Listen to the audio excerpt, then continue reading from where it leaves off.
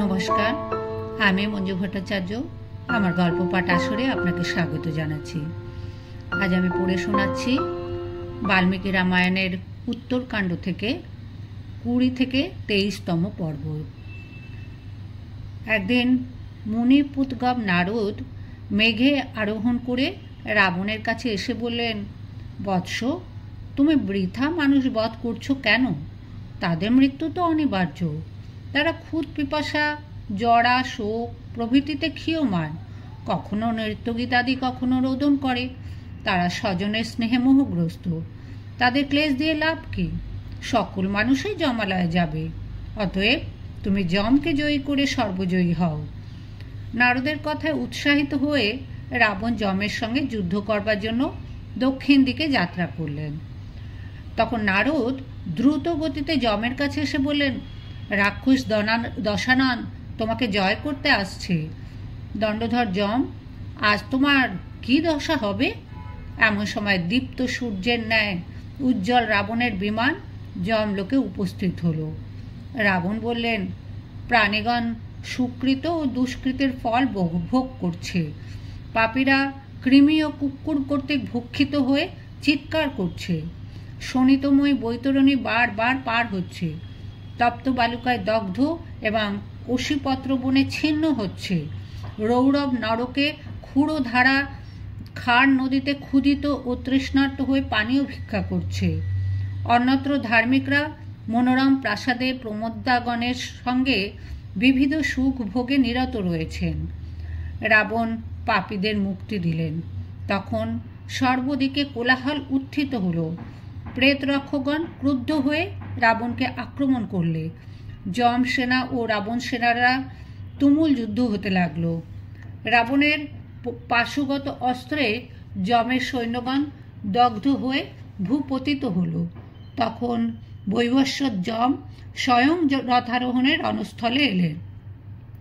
তার সম্মুখে প্রাসমুদ পরধারী ত্রিলোক সংহারক মৃত্যু, পার্শ্বে জলদগ্নিতুল্য মূর্তিমান কাল দণ্ড। রাবণের সজীবরা ভয় পালিয়ে গেলেন। যমের সঙ্গে রাবণের 7 রাত্রির তুমুল যুদ্ধ চলল। মৃত্যু যমকে বললেন, তুমি আমাকে মোচন করো, আমি এই পাপী রাক্ষসকে বিনষ্ট করব।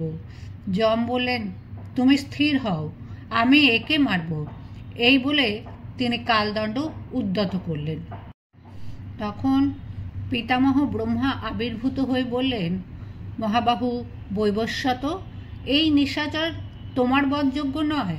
তোমার কালদণ্ডের প্রহারে রাবণ যদি মরে, তবে আমি তাকে যে বর দিয়াছিলাম তা মিথ্যা হবে। যদি না মরে, তবে আমার সৃষ্ট এই অমোঘ কালদণ্ড মিথ্যা হবে। যম বললেন, আপনি আমাদের প্রভু, আপনার আজ্ঞায় কালদণ্ড সংবরণ করলাম। একে যদি মারতেই না পারি, তবে রণক্ষেত্র থেকে কি করব? আমি এই রাক্ষসের সম্মুখ থেকে সরে যাচ্ছি। যম চলে গেলেন।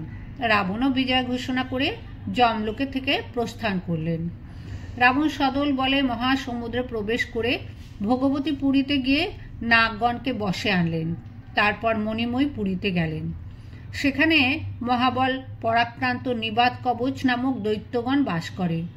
রাবণ সেনার সঙ্গে তাদের 1 বৎসর ঘোর যুদ্ধ হলো, কিন্তু কোনো পক্ষ জয়ী হলো না। তখন পিতামহ ব্রহ্মা এসে নিবাত কবচগণকে নিবৃত্ত করে বললেন, আমার বরে রাবণ ও তোমরা সুরাসুরের অজেয়। তোমরা রাবণের সঙ্গে সখ্য স্থাপন করে সকল ঐশ্বর্য একযোগে ভোগ করো। রাবণ অগ্নিসাক্ষী করে নিবাত কবচদের সঙ্গে মিত্রতায় আবদ্ধ হলেন এবং তাদের সঙ্গে 1 বৎসর সুখে বাস করে 100 প্রকার মায়া শিক্ষা করলেন। তারপর অশ্বনগরে গিয়ে 400 কালকের নামক দৈত্যগণকে বধ করলেন। তাদের সঙ্গে শূর্পণখার স্বামী বিদ্যুজ্জিহব্য হত হলেন। সেখান থেকে কৈলাসের ন্যায় দীপ্তমান বরুণালয়ে গিয়ে রাবণ কামধেনু সুরভিকে দেখলেন, যার দুগ্ধ থেকে ক্ষীরোদ সাগর উৎপন্ন হয়েছে। সুরভিকে প্রদক্ষিণ করে রাবণ শত জলধারায় বেষ্টিত বরুণের আবাসে প্রবেশ করলেন এবং রক্ষীগণকে পরাস্ত করে বললেন, তোমরা শীঘ্র বরুণকে জানাও যে রাবণ যুদ্ধার্থী হয়ে এসেছেন। বরুণ হয় যুদ্ধ করুন, নতুবা কৃতাঞ্জলি হয়ে পরাজয় স্বীকার করুন। বরুণের পুত্র ও পৌত্রগণ এবং 2 সেনাপতি যুদ্ধ করতে এলেন, কিন্তু প্রচণ্ড যুদ্ধের পর পরাজিত হয়ে চলে গেলেন। রাবণ তাঁদের বললেন, বরুণকে পাঠিয়ে দাও। বরুণের মন্ত্রী প্রহাস উত্তর দিলেন, জলেশ্বর বরুণ ব্রহ্মলোকে গান শুনতে গেছেন, তার পুত্ররাও পরাজিত হয়েছেন, এখন আর তোমার পরিশ্রমের প্রয়োজন কি?